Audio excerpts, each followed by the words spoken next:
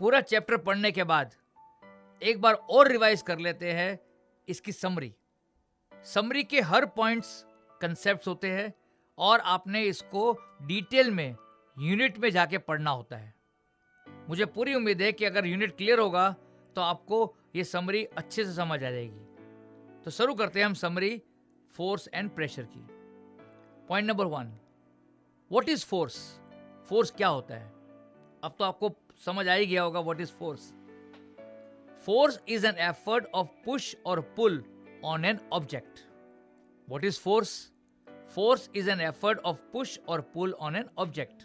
What are the effects of force? Force के effects क्या होते हैं? हमने एग्जाम्पल के साथ समझा था कि फोर्स के बहुत सारे इफेक्ट्स होते हैं। चलिए रिवाइज कर लेते हैं दोबारा।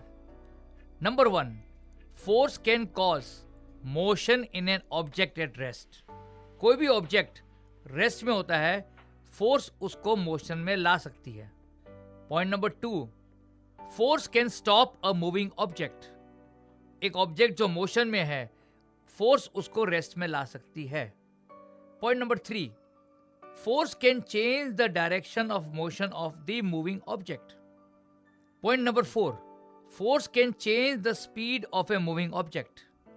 कोई भी मूविंग ऑब्जेक्ट होता है, उसकी स्पीड को फोर्स चेंज कर सकता है। और लास्ट इफेक्ट क्या देखा हमने? Force can change the shape and size of an object. Force जो है किसी भी ऑब्जेक्ट का शेप और साइज को चेंज कर सकता है। तो जितने भी इफेक्ट्स देखे, इसके एग्जांपल्स को हमने डिटेल में यूनिट में समझाया था। आपको वो सारे एग्जांपल्स अब तो याद होंगे। What is resultant force? Resultant force क्या होता है? The total force applied on an object is called the resultant force.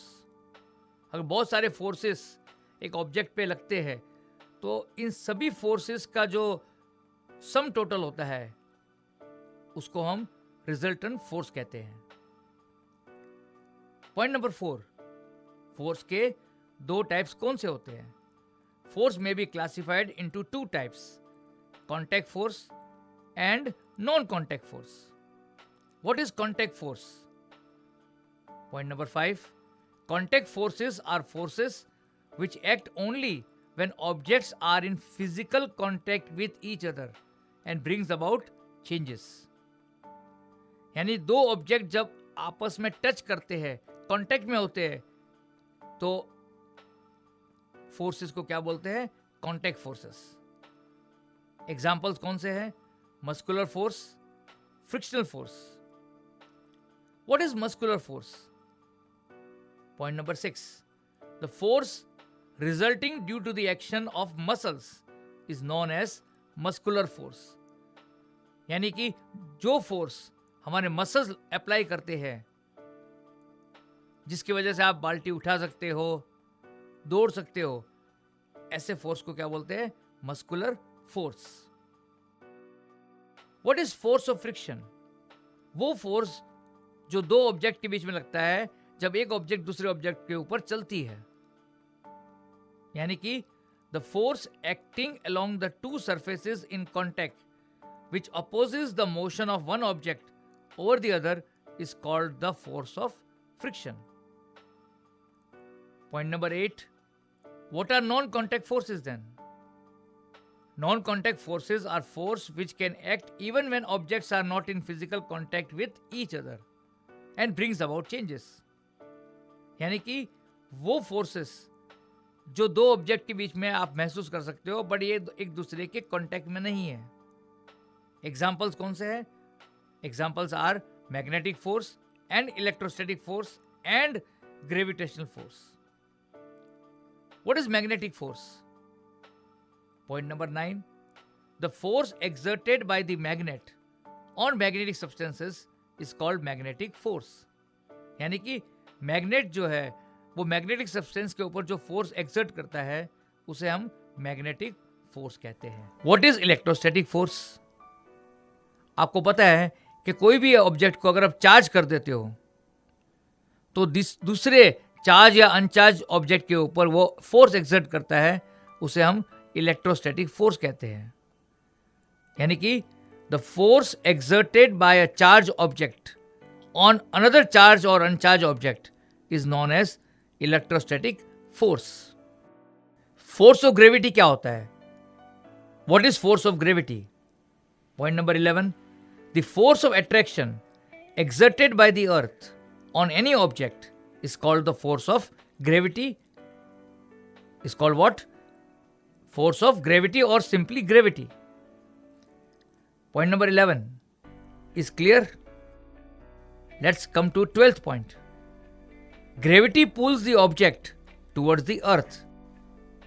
यानी अर्थ जो है हर एक ऑब्जेक्ट को अपनी ओर खींचने की कोशिश करता है, उसे हम क्या बोलते हैं? ग्रेविटी। पॉइंट नंबर 13, हमने पढ़ा था प्रेशर के बारे में। ये कौन से दो फैक्टर्स पे डिपेंड करती है? Pressure depends on the following two factors. Number 1, the magnitude of force applied. Greater is the force, greater is its effect. और दूसरा फैक्टर है the area over which the force is applied, यानी area of contact कितना है। The smaller the area of contact, greater is its effect, यानी कि जितना area of contact छोटा होगा उतना ही प्रेशर का इफेक्ट ज्यादा होगा। पॉइंट नंबर 14, आप प्रेशर को कैसे डिफाइन करेंगे?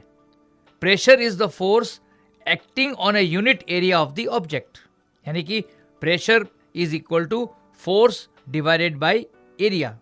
प्रेशर को हम कैसे मेजर करते हैं?